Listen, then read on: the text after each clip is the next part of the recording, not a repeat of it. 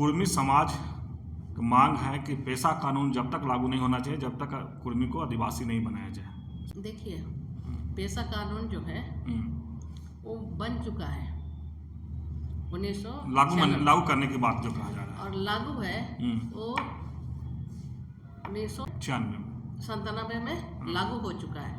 उसमें एक लाइन बोलता है कि 1996 में जो कानून बना है वो अगर राज्य सरकार लागू नहीं करती है तो वो स्वतः लागू हो जाता है ना?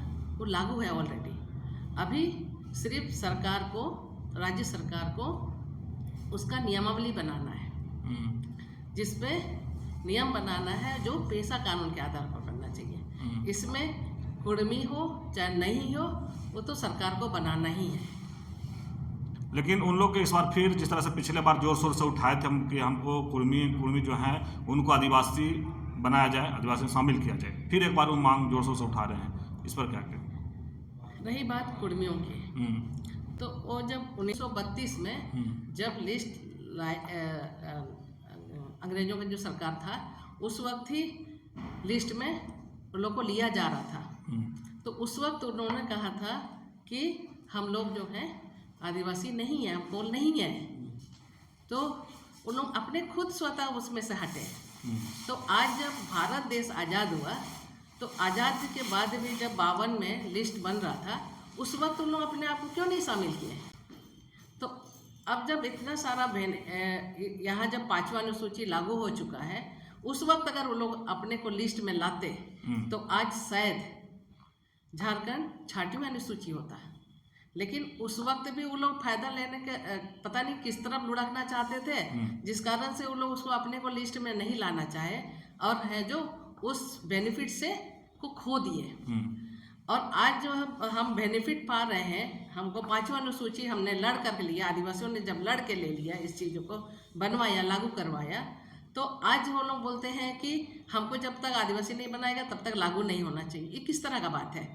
उनको अगर यही करना था तो अभी भी बहुत उनके हाथ में है बेनिफिट।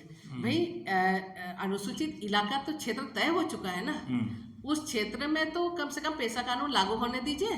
आप जो बाद बाकी जो यह है बाहर जो अनुसूचित इलाका से जो अलग इलाका है उस इलाका में तो ऑलरेडी आपका पंचायत राज कानून लागू हो गई, तो उसमें बात कीजिए, लागू होगा, आप उसमें लीजिए बेनिफिट। लेकिन उधर जनजातीय सुरक्षा मंच भी कह रहा है कि अगर धर्मांतरित जो हो गए आदिवासी पेशा कानून से उसको बाहर रखा जाए। इस पर आपका क्या विचार?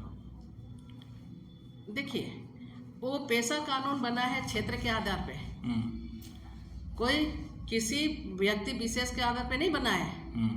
तो इसीलिए उसमें से धर्मांतरित कौन है और वहाँ जो पेशा कानून में ऑलरेडी क्षेत्र के आधार पे बना हुआ है जिसमें बेनिफिट अदर मिलेंगे।